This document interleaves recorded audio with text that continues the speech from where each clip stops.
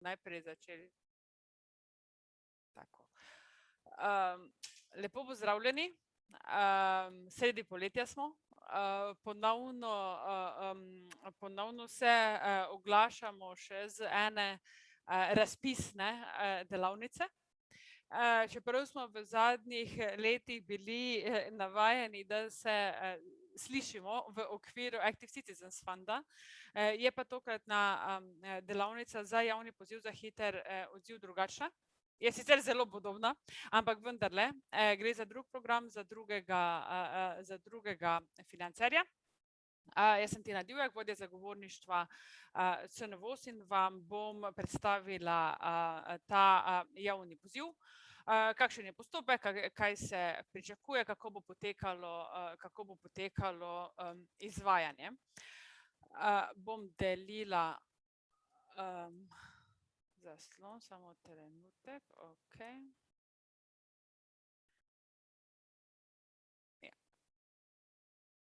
Skratka, najprej nekaj tehničnih podatkov današnji delavnici. Kot ste že ugotovili, se delavnica snema in bo objavljena na CNVOS YouTube kanalu.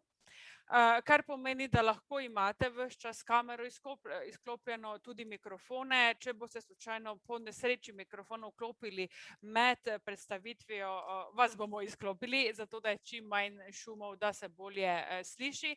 Ko pa boste postavljali vprašanje, pa prosim, če lahko kamero vklopite, vprašanje postavljate v živo.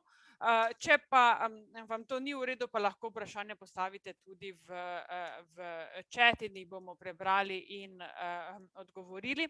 Da pa ne bi skakali sem in tja, bi vas pa prosila, če lahko z vprašanji počakate do takrat, ko bomo zaključili z posameznim sklopom. Takrat bomo odprli sklop za vprašanje in pač takrat postavite vprašanja, ki se nanašajo na vsebino ali kasneje na formalne pogoje upravičenosti, finance, izvajanje. Kakor ste tudi že navajeni, tudi danes sta z nami tolmača za slovenski znakovni jezik, sta označena, sta v tako imenovanem spotlightu, tako da se ju ves čas vidi, se boste tudi sama menjavala, tako da če potrebujete tolmača, ne rabite več nič klikati, vse za to avtomatsko poskrbljeno. Skratka, javni poziv za hiter odziv. Ime verjetno zveni znano, ime je pravzaprav podobno kot je bil javni poziv, ki smo ga zaprli, mislim, da nekje aprila. Kot rečeno, je pa to zdaj drug financer, gre za Open Society Initiative za Evropo v okviru Open Society Foundations. Zato je tudi, kot boste videli, namen poziva zelo podoben prejšnjemu, so pa postopki malo drugačni, precej poenostavljeni. Zdaj, zelo na kratko, kdo se lahko prijavi na ta javni poziv. To so vse nevladne organizacije, ki pač izpolnjujejo pogoje po zakonu o nevladnih organizacijah. Denarja je na voljo okroglo 100.000 evrov. Zaprosite lahko za 4 do 6.000 evrov. Trajanje projekta od 1 do 6 mesecev. Prijavite se pa lahko od 15.7. naprej, torej mislim, da je to četrtek. Od četrtka naprej gre za 100% financiranje in pavšal. Kaj to pomeni, bom malo podrobneje razložila kasneje. Prijave sprejemamo samo elektronsko, na elektronski naslov prijava.osife@cnvos.si. Skratka, ne po pošti, ne osebno. Vse informacije, kakor tudi ta pogosto postavljena vprašanja, ki nam jih postavljate po mailu ali po telefonu, pa redno objavljamo tudi na spletno stran www.cnvos.si/osife. Če pa greste, kako najhitreje najdete, pač na naši osnovni spletni strani www.cnvos.si je na levi strani tisti črni meni in nekje spodaj napiše javni poziv za hiter odziv, kjer je pač objavljeno vse, kar morate vedeti, in po današnji delavnici bo tam objavljen tudi posnetek se pravi povezava do YouTubea, kjer bo objavljen ta video. Skratka, javni poziv za hiter odziv ne gre za navaden razpis, ne gre za navadne tako imenovane standardne projekte, ampak gre za projekte, ki so nujni. Ki so nujni za zagovorniške, pravne, komunikacijske in druge akcije, ki so načrtovane kot takojšen odziv na različne izzive, se pravi na neke težave, na neke pritiske, ki se dogajajo. Ali, skratka, na eni strani imamo različne izzive, probleme, na drugi strani pa tudi različne priložnosti. Se pravi, na primer, oblikovanje politik in predpisov, na primer, zdaj je ravno kar bil objavljen predlog resolucije nacionalnega programa socialnega varstva. To je tako imenovana priložnost, v katero se lahko vključite aktivno sodelujete.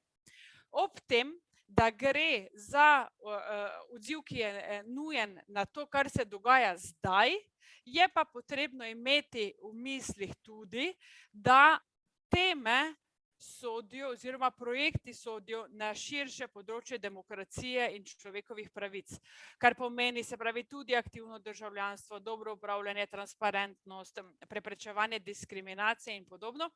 Zakaj to posebej poudarjamo?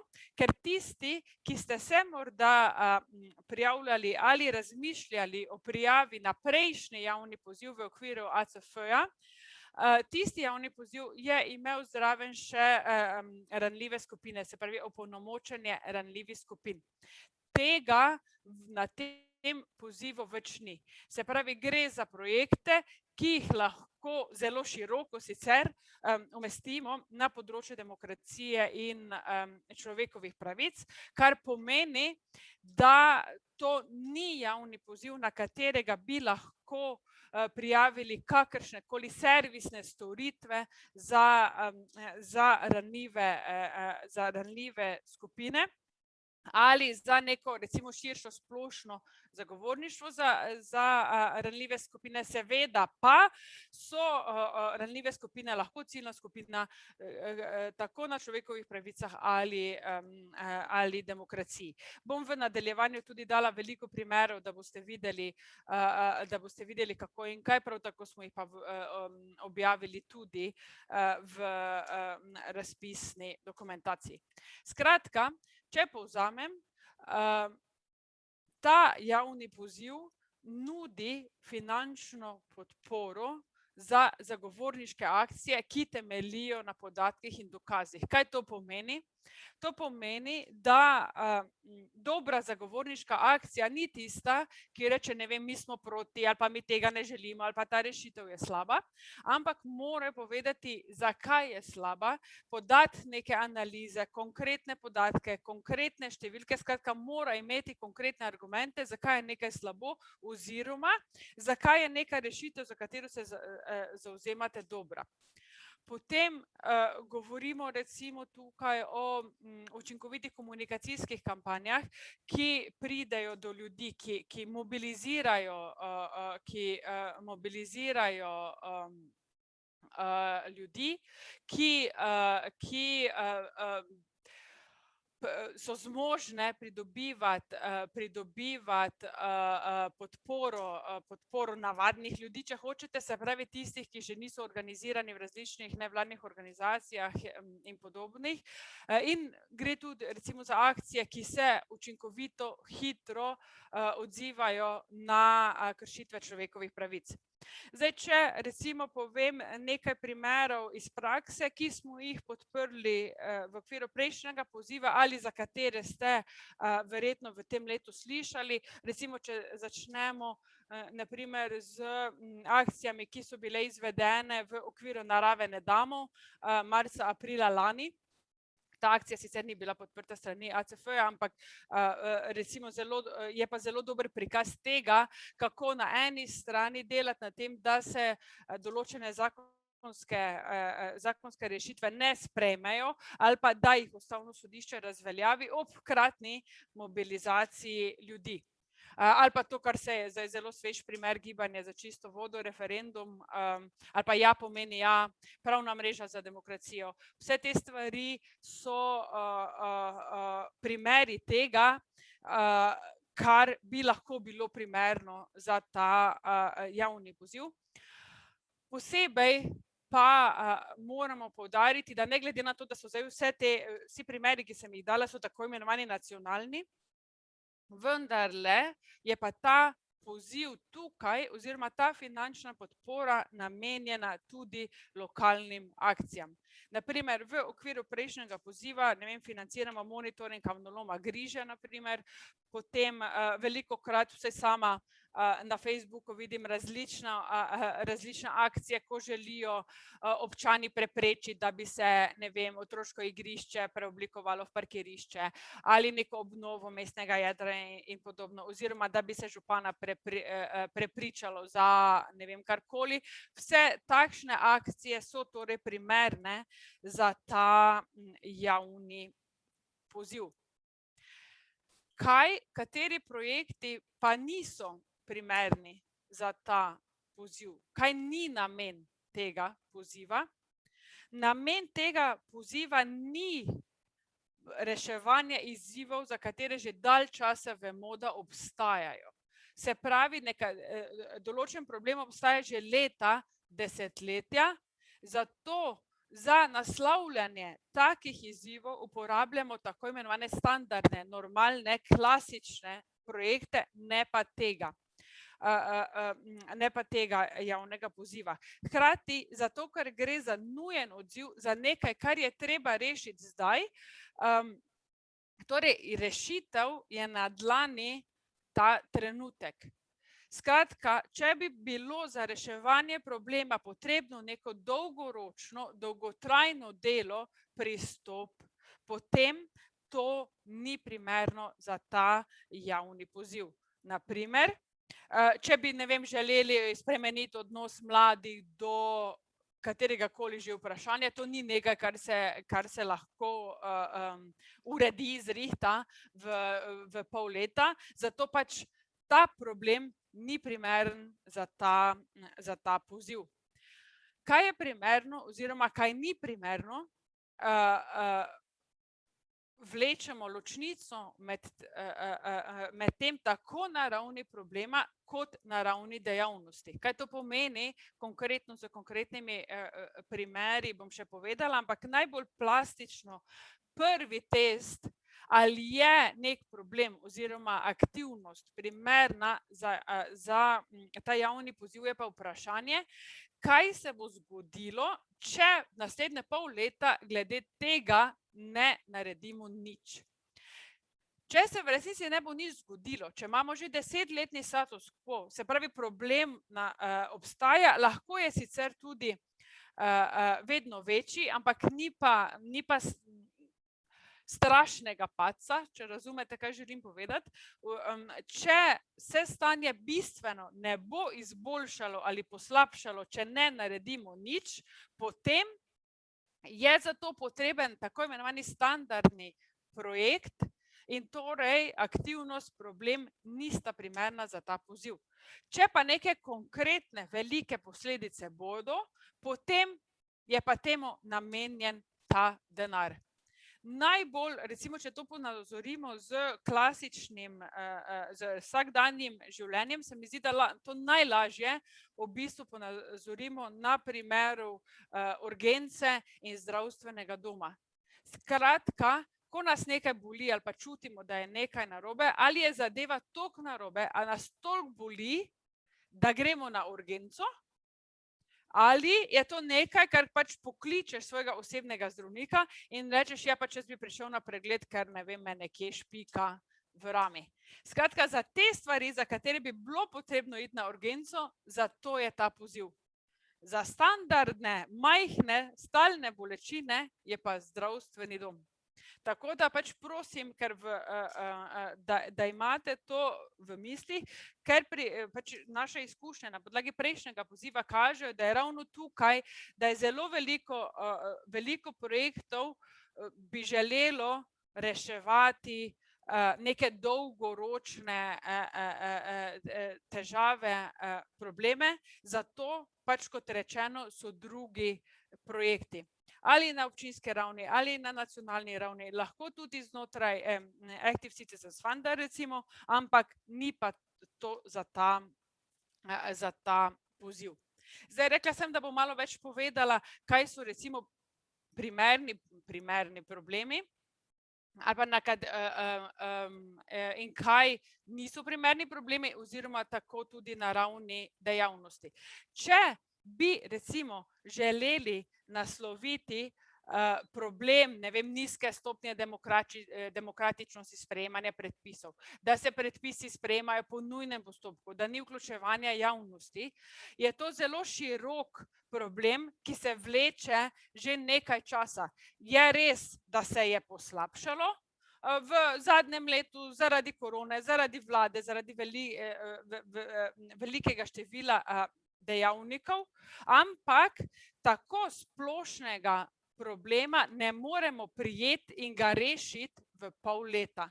Če pa recimo imamo na mizi zakon, ki je sprejet po nujnem postopku, brez vključevanja javnosti, ki konkretno posega na neko področje, recimo ali ne vem, da zaostruje pogoje za NVO v javnem interesu, ali da določa preveč široko pogoje gradnje na vodnih obrežjih, na primer, takrat je pa potrebna takojšnja akcija, da se zakon ali spremeni ali ne sprejme, ali da se gre na ustavno sodišče in podobno. To je pa potem konkreten problem, ki je zdaj na mizi in ga je treba reševati zdaj. Medtem ko pa on prvi je pa dolgoročen in ga ne moramo reševati z sredstvi iz tega javnega poziva. Podobno, recimo, če ne moremo z temi sredstvi nasloviti slabega ali pa diskriminatornega položaja Romov v Sloveniji, to, da nimajo pitne vode in podobno, to ni za ta razpis. Gre za velik problem, ki zahteva dolgoročno delo.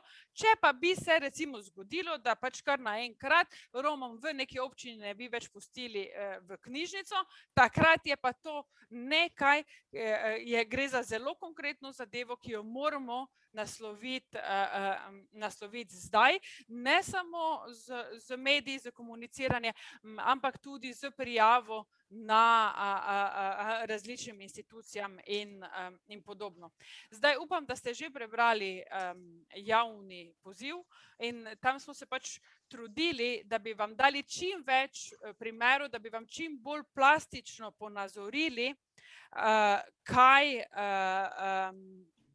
kateri problemi so primerni in kateri niso. Tako da tukaj si to pač, ko boste imeli ideje, si poglejte te primere, pač vlečite neke sporednice, kje se najdete ali se ne najdete, seveda pa lahko kadarkoli to tudi preverite pri nas ali preko maila ali preko telefona.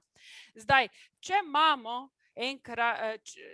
če v bistvu smo naleteli na problem, ki je nujen, ki je tukaj, ki je konkreten in ki ga moramo začeti reševati zdaj, je pa potem tudi vprašanje primernih aktivnosti oziroma primernega odziva, kako se bomo odzvali, zato da bo najbolj učinkovito, da se bo nekaj zgodilo, da bomo dosegli neko spremembo. Kakšen je ta odziv? Seveda vse je odvisno od našega cilja, kaj bi mi pravzaprav želeli doseči. Zato je zelo pomembno, da mi v resnici najprej, jaz rečem temu, primemo problem. Se pravi, kaj bi sploh radi? Okej, to bi radi. Kdo nam lahko pri tem pomaga? Ali zato moramo iti v mobilizacijo ljudi, ali je lažje, če probamo vplivati kar neposredno na župana, pa se bo zadeva hitreje rešila. Zakaj je pomembno, da mi najprej dobro premislimo, kdo, kje, kaj? Zato, ker so v bistvu naše aktivnosti, naš način komunikacije, ko želimo recimo neposredno vplivati od župana, je in mora biti popolnoma drugačen kot takrat, ko želimo mobilizirati ljudi. Takrat uporabljamo drugačen jezik, drugačna orodja. Podobno je na primer pri zagovorništvu. Če želimo, ne vem, spremeniti nek predpis, spraviti noten amandma, kakorkoli, skratka je treba premisliti, kdo je naša glavna tarča, kdo je tisti, ki ima moč, preko koga bomo najlažje prišli do tega, da se ta odločitev sprejme ali spremeni. Velikokrat, oziroma v zadnjih letih, hvala Bogu, malo manj, se nam namreč zgodi, da neka nevladna organizacija pride do nas pa reče, ja, vsem smo pisali, pa se nič ni zgodilo. Pisali smo predsedniku republike, pa predsedniku vlade, pa ministru, ampak to niso glavne vaše tarče. Ne samo, da dobivajo tisoče nekih mailov na dan, v resnici je moč za spreminjanje predpisov nekje drugje. Ali je to na uradnikih, na ministrstvih, če zakon še ni šel naprej, ali je pa na poslancih. In zato se potem morate vprašati, skratka, kdo je tisti, preko koga boste šli, da lahko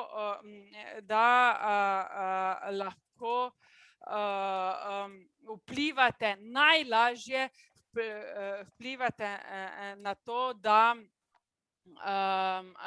da bo odločitev sprejeta. Podobno spet pri ozaveščanju, katera orodja boste uporabili, a boste šli preko medijev, a boste šli preko socialnih omrežij, ali boste šli preko radia, preko plakatov. Vedno se morate vprašati, ker velikokrat mi rečemo, mi bi to delali. Ok, ampak zakaj bi to delali? Kaj točno bomo s tem dosegli? Kdo bo to videl? Če nimate takojšnjega odgovora na ta vprašanja, aktivnost najbrž ni primerna. Oziroma bi lahko bila boljša, bi lahko bila bolj targetirana, bolj ciljno usmerjena, bolj učinkovita. Zato, ker gre za kratke projekte, za majhna sredstva, je potrebno biti zelo, zelo učinkovit in zadeve v resnici zelo dobro premisliti. Projekti, kot ste videli, prijavnica je izredno preprosta. Zelo je pomembno, da ko razmišljate o stvareh, ker gre za nujen, takojšen odziv, morajo v resnici aktivnosti biti ready to go. To v resnici pomeni, da jih lahko začnete izvajati takoj, da so zelo dobro razdelane, da točno veste, komu boste šli, kako boste šli, kaj boste rekli in da to tudi napišete, zato da se ve, da imate zadeve razdelane.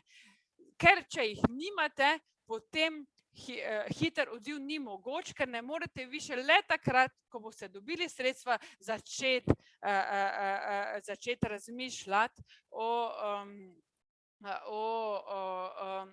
o teh zadevah. Skratka, toliko o vsebini. Skratka, kaj se pričakuje, kakšni projekti se bodo podprli.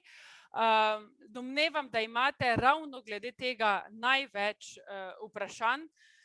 Tako da prosim, če bi radi kaj še dodatno razjasnili, lahko dvignete roko in se oglasite, lahko vprašanje postavite v chat, lahko imate konkretne probleme, splošne vprašanja, kakorkoli. Ker pa smo, kot rečeno, podoben podoben poziv že zaključili, si lahko ne samo z primeri v razpisni dokumentaciji, ampak za neka ponazoritev, kaj je možno in kaj ne, pogledate sicer tudi na spletni strani Active Citizens Funda, kjer so v bistvu opisani projekti, ki smo jih financirali iz prejšnjega poziva, pri čemer pa seveda imejte v mislih, da pač opolnomočenih ranljivih skupin tokrat več ni. Skratka, vprašanja o vsebini, primernosti projektov, kdo se bo opogumil, ali je vsem vse jasno? Lep pozdrav, Barbara Kelher, Planinska zveza Slovenije. V bistvu mi še vedno mečkim kolebamo, a je zadeva primerna ali ni primerna na razpis. Od lanskega leta naprej se pojavlja ogromno ljudi v hribih, v gorah in s tem tudi nepravilna oprema, obnašanje in vse skupaj. In v bistvu študiramo o tem, ali prijavimo projekt varno v gore ali ne, glede na vsebino. Ali je to primerno ali sploh ni primerno in sploh v bistvu nehamo študirati o tem. Pa vedno več nesreč se pojavlja v hribih od te letošnje zime, ki traja in traja še vedno v visoko gorje. Da, v visoko gorje boste šli z ene zime v drugo. Ja, tako. Zdaj na prvo žogo bi rekla najbolj ne.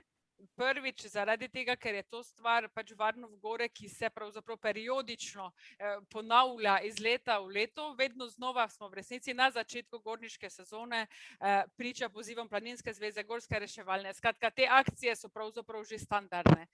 Razen tega, da je letos, ne vem, pač hujša zima, ni nič takšnega, kar bi rekel, da je pa zdaj pa nekaj izrednega in drugačnega, kot je bilo prejšnje leto.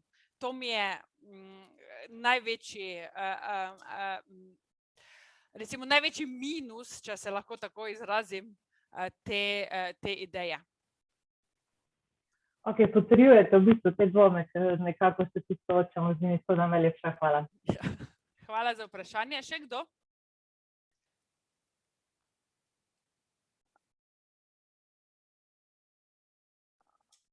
Zdaj tukaj Andreja Martinčič pravi, da misli, da je zelo drugače zaradi covida. Pa kako bi naj covid vplival na planine, na gorništvo? Mislim, sej zadeva se da vedno. Na vas je, da v prijavnici razložite, zakaj je zadeva nujna, zakaj je zdaj pereča. Se pa veliko, tudi v prejšnjem pozivu, pa tudi, ko soupravljamo ACF na Hrvaškem, vse dan današnji se da vse obrniti, hujše je zaradi covida. Ampak tukaj seveda pri gorništvu imamo še drugo vprašanje, demokracija, človekove pravice. Skratka, zdaj na ta kratek opis, jaz na prvo žogo nisem našla nečesa, česar bi se lahko oprijela. Tudi če ljudje zaradi tega množično hodijo v hribe, to ni problem, to je pač za pozdraviti. In to neko splošno ozaveščanje, kako se obnašati v gorah, je pač del standardne dejavnosti Planinske zveze in Gorske reševalne. Še eno vprašanje, Kristina, izvoli, lep pozdrav. Se bom še prikazala, dober dan, pozdravljeni, me veseli, dobrodošli v mojem domu. Hvala Tina, hvala vsem, v bistvu, ko sem videla pač ta razpis, me tudi nekaj pač mojih sodelavcev oziroma kolegov opozorila na urgentni problem, ki se je pojavil ta vikend. In sicer hacking in blokada pač glavnih komunikacijskih kanalov Facebook skupine, tako da so me prosili, da naj se tukaj oglasim in to izpostavim. In dejansko pač tukaj nimamo nekega konkretnega neposrednega orodja, tako da sprašujem oziroma prosim za pomoč v njihovem imenu, jaz sem sam pač tukaj posrednik oziroma komunikator.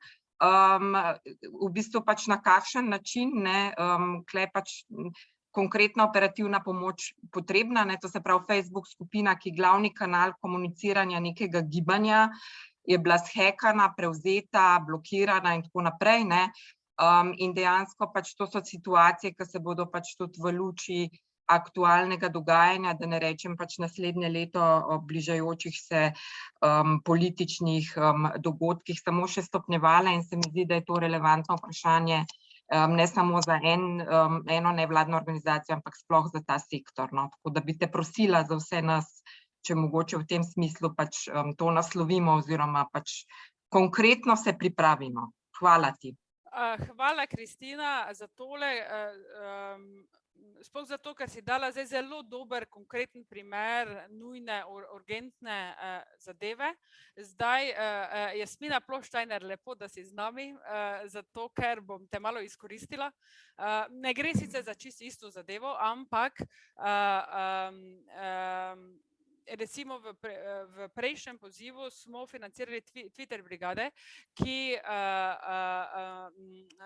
sta ga izvajala DND skupaj s Podčrto, kjer so v bistvu gledali fake Twitter profile, naprimer. Tudi to je primer neke urgentne akcije, ampak zato, kar je Kristina rekla, ker mislim, da sprašujem mogoče tudi o tem, kaj se da, jaz sama gladko priznam, da nimam pojma, ampak mogoče pa tukaj DND ima kakšne ideje, ki so veliko bolj doma na tem področju kot jaz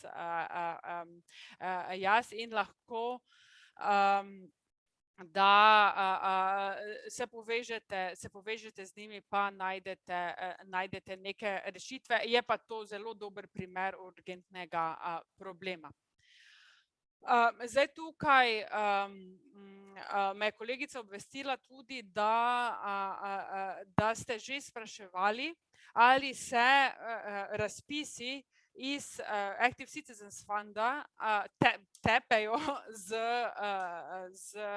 tem javnim pozivom. Ne, skratka, če izvajate ali ste izvajali projekt iz katerega koli razpisa iz Active Citizens Fund, to z tem pozivom nima nobene zveze. Ne morete pa, kot bom pač povedala kasneje, imeti več projektov iz tega poziva naenkrat. Če pa izvajate hiter projekt pod ACF-jem, pa to ne igra vloge na tem javnem pozivu.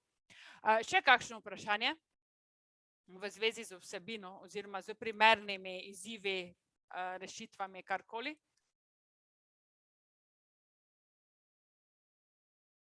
Ne? Dam še 3 sekunde za morebitno vprašanje. Aha, Sara, izvoli. Ja, živijo. Najlepša hvala za te delavnice. Mi se v bistvu že dalj časa ukvarjamo z alternativnim poročilom o uresničevanju konvencije o otrokovih pravicah, ampak je postopek tak, da moramo počakati na to, da Odbor za otrokove pravice v Ženevi razpiše pre-session date za Slovenijo. Zadeva je dolgoročna in traja že dalj časa in se vleče zato, ker je tudi Slovenija zamujala pri oddaji poročila, ampak hec je pa v tem, da ko bo enkrat objavljen datum, se bo treba pa zelo hitro obrniti in v roku 3 mesecev poročilo oddati, prevesti v medije to zadevo. Tako da v bistvu je dolgotrajno, ampak ko bo enkrat znan pre-session, bo pa urgentno. Tako da, kako je s to zadeva? To je tudi spet še enkrat hvala za dober primer. Seveda, ko je zadeva odprta, gre za zadevo, to je podobno kot pri zakonu, kot sem rekla. Recimo mi vemo, ker naj bi vlada objavila normativni program dela, mi vemo, da se bo spreminjal zakon o tem in o tem, ampak ne vemo točno kdaj. Ampak na eni točki naj bi se začela javna razprava, če pa javne razprave ni, pa je zakon v parlamentu. In takrat je to urgentno in takrat je to primerno. Tako da v tem konkretnem Sarinem primeru se zdaj, danes, ZPMS ne more prijaviti na ta poziv, ker še nič ni, ker je to pač neka priložnost, ki se bo zgodila enkrat v prihodnosti, ne vemo pa, a bo to zdaj 15. avgusta ali bo 20. decembra. Ko pa bo objavljen datum in ko bo rok za to, da se poročilo odda, takrat boste pa imeli to urgenco, Se pravi, treba je zdaj in isto je pač, ko je javna razprava. Ko je javna razprava zakona zunaj oziroma se začne nekaj delati, takrat lahko dobite denar za to, kot smo recimo iz prejšnjega poziva financirali aktivnosti v zvezi z zakonom o tujcih, zakonom o mednarodni zaščiti in podobno, tako da Sara, ko bo zadeva, pač upam, da ne bo to predolgo trajalo, da ne bo denarja zmanjkalo na pozivu, ne, ampak to pač je tveganje, ki obstaja. Hvala lepa. Še kdo?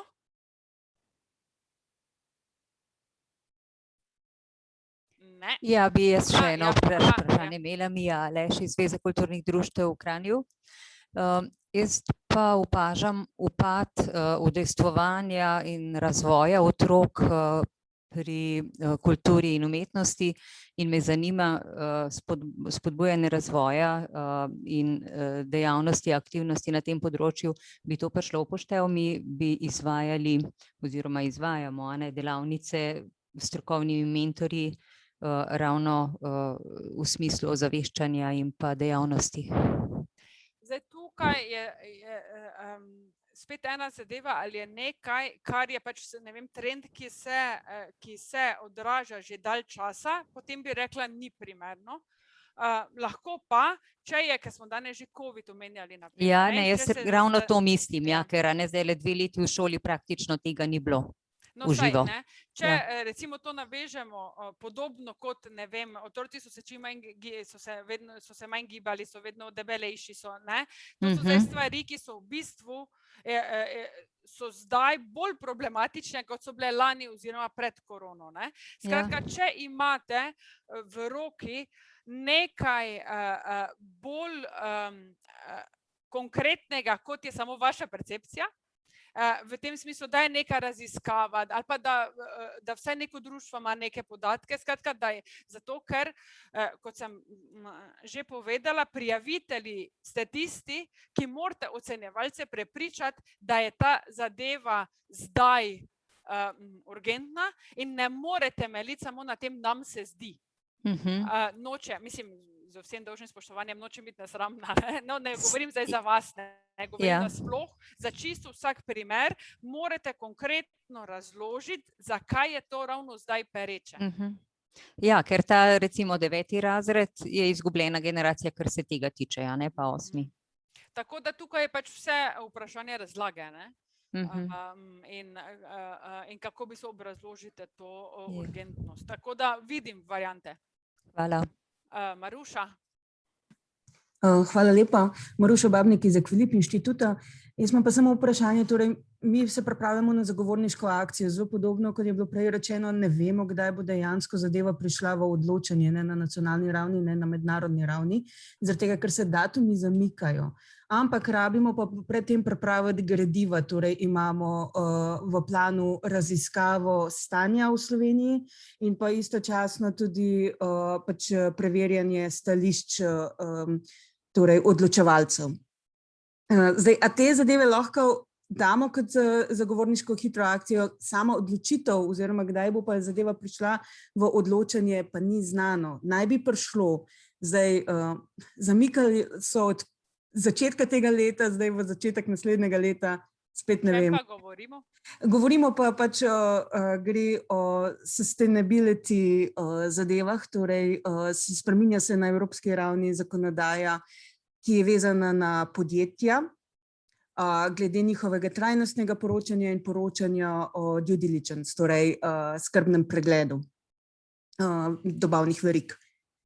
Zdaj tukaj glede na to, da gre za evropsko zakonodajo in pač vemo, da postopki sprejemanja zakonodaje na EU ravni trajajo leta, je tukaj zelo odvisno od tega, kje, na kateri stopnji je postopek, ker ste rekli, da ne vem, da se odmika.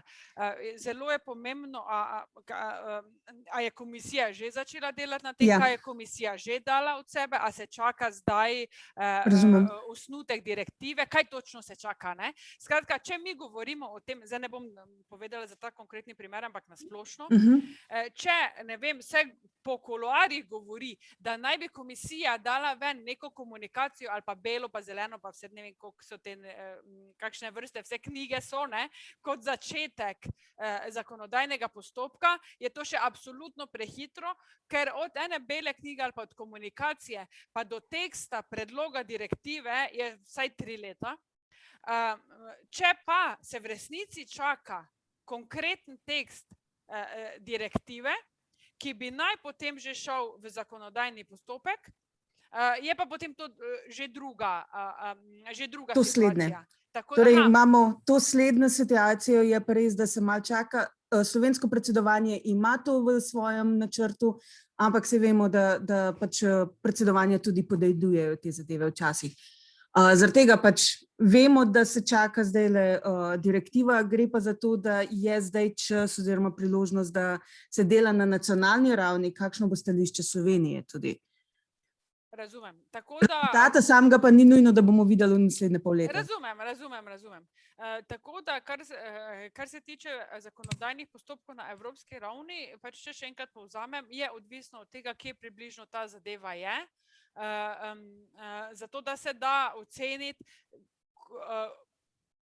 koliko aktivnosti, ki bi bile predlagane v okviru projekta oziroma ki bi se izvajale kot projektne aktivnosti, lahko neposredno vplivajo na besedilo konkretnega zakonodajnega predloga, direktive, uredbe, kakorkoli. Skratka, vidim varianto tukaj, no. Je pa pač morate pa tukaj zelo dobro razdelati z to analizo, kaj boste s tem naredili. Ker nas zanima v okviru tega poziva evidence-based advocacy. Se pravi, ne samo zbiranje oziroma analiza stanja, da imaš ti narejene podatke, ampak da na podlagi podatkov delaš neko zagovorništvo, da se s tem nekaj zgodi.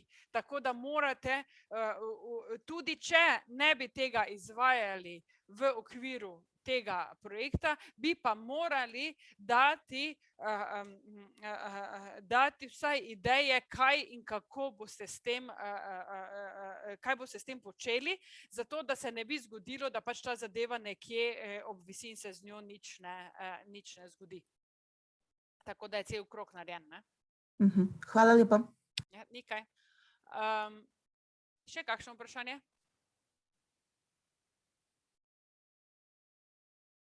Ok, potem pa gremo naprej in sicer na bolj tehnične zadeve. Samo malo, zakaj se pa zdaj to ne vidi? Aha, ok. Skratka, kdo je torej lahko prijavitelj, sem že povedala, nevladne organizacije, ki izpolnjujejo pogoje iz zakona o nevladnih organizacijah. Poleg javnega poziva smo dali zdaj pač kot prilogo zelo natančno razdelavo vseh pogojev iz zakona in kaj vam more pisati v statutu oziroma v aktu o ustanovitvi oziroma kaj ni ok, če vam piše. Torej, če izpolnjujete te pogoje, se lahko prijavite, dodatnih pogojev ni, razen ne morejo pa se prijaviti organizacije, ki imajo z OSIFE sklenjeno neposredno pogodbo o izvajanju aktivnosti v Sloveniji. Se pravi, tisti, ki so od OSIFE-ja dobili neposreden denar, na tem pozivu ne morejo dobiti denarja. Rekla sem, da drugih dodatnih pogojev ni, obstaja pa eno pravilo in to je samo ena aktivna prijava naenkrat. Ampak to je znotraj tega javnega poziva. Kot sem že povedala, to nima nobene zveze z drugimi razpisi iz ACF-ja. Ko pa se vi prijavite na ta javni poziv, če bo vaš projekt odobren, ne boste mogli prijaviti novega projekta, vse dokler vaše končno poročilo ne bo odobreno oziroma tekom odločanja o vaši prijavi ne morete prijaviti še enega projekta. Torej, ali ko dobite zavrnitev ali po odobritvi končnega poročila. Zdaj, partnerji so lahko vse domače ali tuje pravne osebe, se pravi, kdorkoli samo, da je registriran. Tukaj bi pa vendarle opozorila, ker partnerstvo za seboj seveda potegne določene formalnosti, izjavo partnerstvo, partnerske pogodbe, zato vam pač svetujem, da premislite, ali se vam splača iti v tako imenovano formalno partnerstvo, ali pa gre samo za sodelovanje med organizacijami. Imeli smo v preteklosti že projekte, ki so bili partnerski, s tem pa, da recimo partnerji so bili tako imenovani podporni partnerji, ki niso dobili denarja. V tem konkretnem primeru vam ni potrebno iti v formalno partnerstvo, v te izjave o partnerjih, ampak samo pač nekam v prijavnico napišete, da bodo pri izvajanju aktivnosti sodelovali pač tudi ti in ti, zato da se pač po nepotrebnem ne zapletate. Glede financ trajanja projektov, povedali smo že, da je standardna vrednost projektov od 4 do 6 tisoč evrov, skratka lahko zaprosite za najmanj 4 tisoč in največ 6 tisoč evrov. Izjemoma pa lahko ocenjevalna komisija sama odloči, da projektu dodeli do 10 tisoč evrov. To pomeni, da vi ne morate zaprositi za 10 tisoč evrov, ampak če pa ocenjevalna komisija ugotovi, da je recimo problem toliko pereč, tako pomemben, ali da bi se kaj doseglo, bile potrebne širše aktivnosti, lahko določi, da se da za projekt tudi do 10 tisoč evrov in pač predlaga tudi neke dodatne aktivnosti. Glede financ je v bistvu najpomembnejša ta informacija, da v bistvu gre za pavšal. Mi temu rečemo projekt kot pavšal. Kaj to dejansko v praksi pomeni? To pomeni, da finančnega poročanja ni. Izplačila so vezana na vsebino, oddajete samo vsebinsko poročilo. Ne zanima nas, ali ste porabili točno toliko denarja, kot ste rekli, da ga boste, ali ste ga porabili manj, ali ste ga porabili več. Ampak to pa ne pomeni, da se denar daje, na Štajerskem bi rekli, na lepe oke, kar pomeni, da vendarle morajo biti zadaj neki izračuni. Ravno zaradi tega imate v prijavnici zelo preprost finančni načrt, v katerega vpišete predvidene stroške, jih tudi obrazložite, vse isto, kot če bi se pač prijavljali na nek drug razpis. Zato, da se lahko oceni, ali so stroški, ki jih vi predvidevate za te aktivnosti, realni. Ko pa se ocenjevalna komisija enkrat odloči, da so ti stroški pravi, da so realni, potem ste pa vezani samo na vsebino. Se pravi, nam financ ne poročate. Morate pa seveda vedeti, da ne glede na to, da nam financ ne poročate, se pa za vas računovodsko nič ne spremeni. Vem, da vam je to logično, ampak vendarle smo rekli, da bomo opozorili. Se pravi, vi seveda za isto knjižite priliv, potem vse odlive, za vsa izplačila rabite računovodske listine in podobno. Skratka, računovodsko je zadeva ista. Gre samo za to, da ni finančnega poročila in da nam je vseeno, a ste za celoten projekt porabili 4200 evrov ali 4260 ali pa 5000. Ste pa, ko sem že rekla, vezani na rezultat. Kaj to točno pomeni, bom še v nadaljevanju nekoliko več povedala. Projekti trajajo od 1 do 6 mesecev, ker se pa velikokrat zgodi, da se zakonodajni postopek zavleče.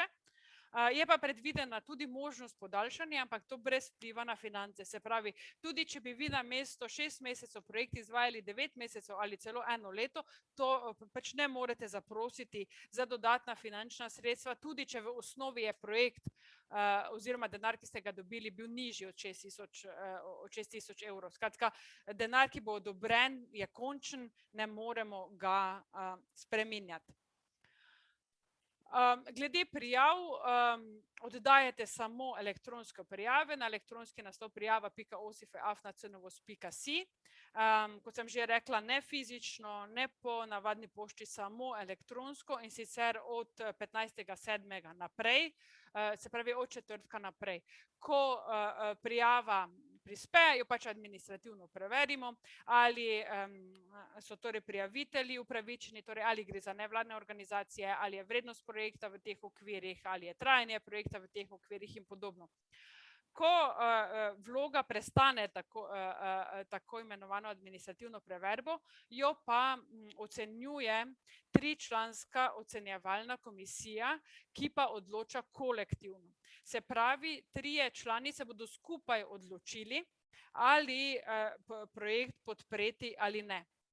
Ocenjevalna komisija, imamo 2 ekipi, se bo sestajala 2-krat mesečno, in sicer vsakega 15. in 30. Tako da načeloma predvidevamo, da od vaše prijave pa do obvestila, ali se bo projekt podprl ali ne bo minilo več kot 2 tedna, ravno zato, ker pač, če se želimo iti hiter odziv, se pač tudi mi moramo odzivati. Odločanje bo potekalo po principu, kdo prej pride, prej melje, se pravi do porabe sredstev po vrstnem redu. Zato tudi, ne vem, če ste opazili, med ocenjevalnimi kriteriji ni točk, ker točke tukaj niso relevantne, gre samo za to, ali je projekt primeren ali ne. Zato je pač odločanje o teh 4 kriterijih, primernost projekta, relevantnost problema, primernost odziva pa finančna učinkovitost, samo da ali ne. In ocenjevalna komisija se bo torej odločala, da ali ne, in odločitev argumentirala, in podprli se bodo tisti projekti, ki bodo pač na vseh 4 kriterijih imeli da. Potem ocenjevalna komisija ima tudi možnost, da zaprošen znesek zniža, če pač meni, da so, ne vem, stroški previsoko ocenjeni, ali da mogoče kakšna aktivnost ni primerna, potrebna. Hkrati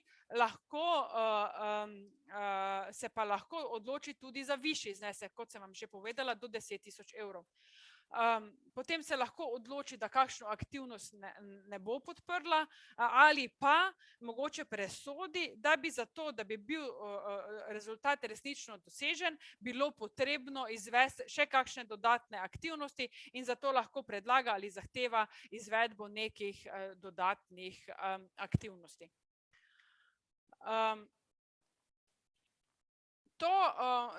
Pač projekti, ki bodo podprli, bodo dobili 90% predplačila po podpisu pogodbe, 10% pa zadržimo do konca izvajanja projekta, je samo eno poročilo, končno vsebinsko poročilo.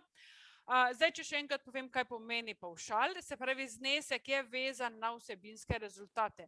V pogodbi bomo določili, kaj morate doseči, kaj ste obljubili v projektu in koliko je to vredno, tako da bi lahko potem, če česa ne boste dosegli, pač vam to lahko odšteli. Pri čemer pa moram posebej pač poudariti, da rezultati, da tukaj gre v resnici bolj za tako imenovane outpute, zato ker outcome oziroma dolgoročni rezultati so v veliki meri odvisni pač tudi od zunanjega okolja. Zato ni naš namen, da vas kaznujemo, ker, ne vem, zakon ne bo sprejet, pa ker amandma ne bo sprejet, ampak tukaj bomo v bistvu presojali aktivnosti, ali ste naredili vse, kar je bilo potrebno za to, da bi recimo amandma bil sprejet, seveda pa ne morete neposredno vplivati na amandmaje. Tako da to se bomo potem pač individualno z vsakim izvajalcem dogovarjali, kaj so tisti pogodbeno vezani rezultati. Tako da to je to. Na kratko o tehničnih zadevah. Če na kratko povzamem še enkrat,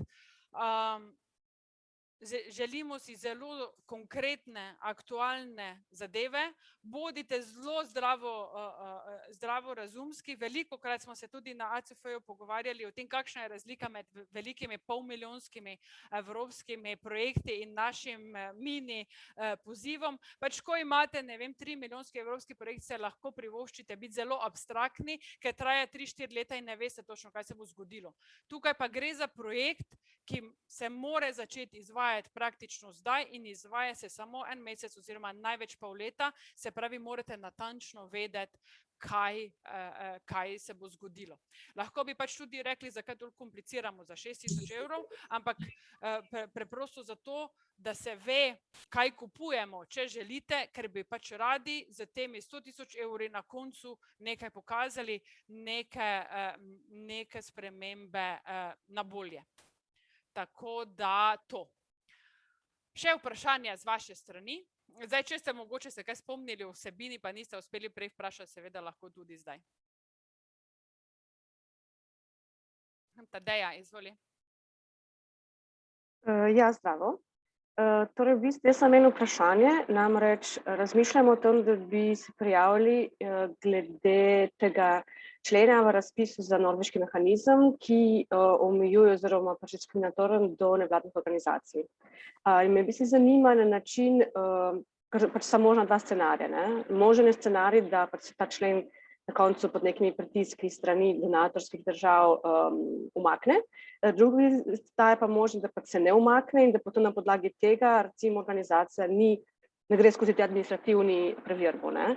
Na kak način potem, mislim, a tu potem naredimo 2 scenarija tudi v prijavi in povemo, kakšne bi bile neke aktivnosti, kakšne bi bile druge aktivnosti, kako potem tu finančno vrednotimo, na kak način se tega lotiti.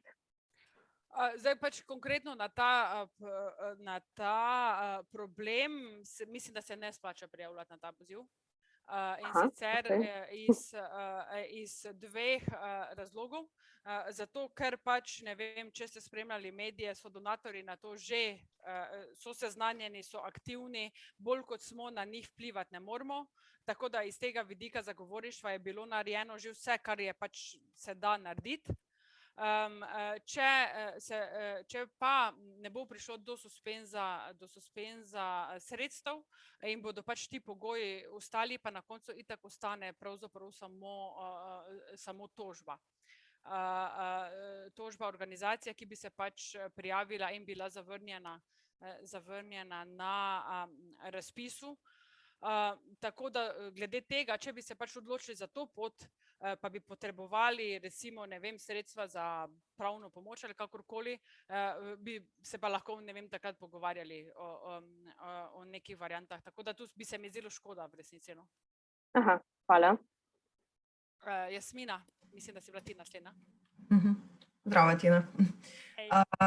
Eno čisto tehnično vprašanje. A imaš lahko eno prijavnico aktivno, kjer si pač prijavitelj, pa sodeluješ nekje tudi kot partner, a se to tudi izključuje? Ne, partner se ne izključuje, se pravi, če imaš aktivno prijavo kot prijavitelj, lahko kot partner sodeluješ kjerkoli. Hvala. Naslednje vprašanje?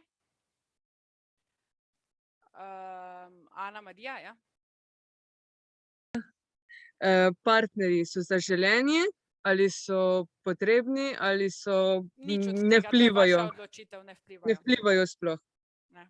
Dobro. Potem pa še, če sem prav razumela, 23. se odloča in prva odločanja, ne? In potem, da bi zastavili ta pravilen termin, ko mi bi s tem čim prej začeli.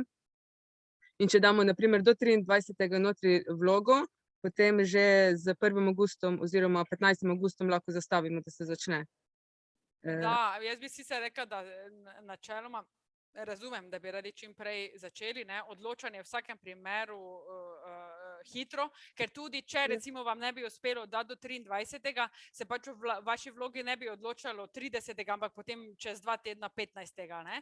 In glede na to, da je poziv šele zdaj odprt, je denarja več kot dovolj, da mislim, da recimo glede na pretekle izkušnje, ker smo tudi delili 100.000 evrov in je šlo za projekte približno enake vrednosti, je bil poziv odprt od 1. junija pa nekje do 13. aprila. Skratka, skoraj celo leto je trajalo. Kakšen teden zraven, pa boljše. Boljše je, da dobro premislite, da vam zadeva res stoji, ker zdaj ta trenutek se res ne mudi. In tako kot smo, in zdaj tukaj, ker je Franc spraševal, kje se lahko prebere o dosedanjih uspešnih prijavah, sem dala v chat link, se pravi na ACF Slovenija brez .si, razpisi, poziv za mikroprojekte. Tam smo v prejšnjem pozivu pač vedno, ko je prišlo do odločitve, objavljali stanje sredstev, kdo je denar dobil. In enako bo zdaj tukaj. Zato je zdaj pač na spletni strani objavljeno na voljo 100.000 evrov. Po vsakem odločanju ocenjevalne komisije bomo rekli, na voljo je še 88.000 evrov, ti projekti so podprti, tako da boste vsaka 2 tedna imeli v bistvu ažurirano finančno stanje na pozivu in boste lahko v bistvu sami presodili, koliko časa še imate. Hvala. Okay. Zdaj, če nadaljujem še to zgodbo za Franca, se pravi pod pozivom za mikroprojekte je objavljen seznam vseh odobrenih projektov. Če vas pa zanima njihova vsebina, pa na tej isti spletni strani greste na podprti projekti in jih tam poiščete, ker do zdaj je pač že približno nekje 70 verjetno podprtih projektov, tako da traja nekaj časa, da jih najdete, ampak vse je pa na spletni strani acfslovenija.si. Še kakšno vprašanje v zvezi z tem javnim pozivom?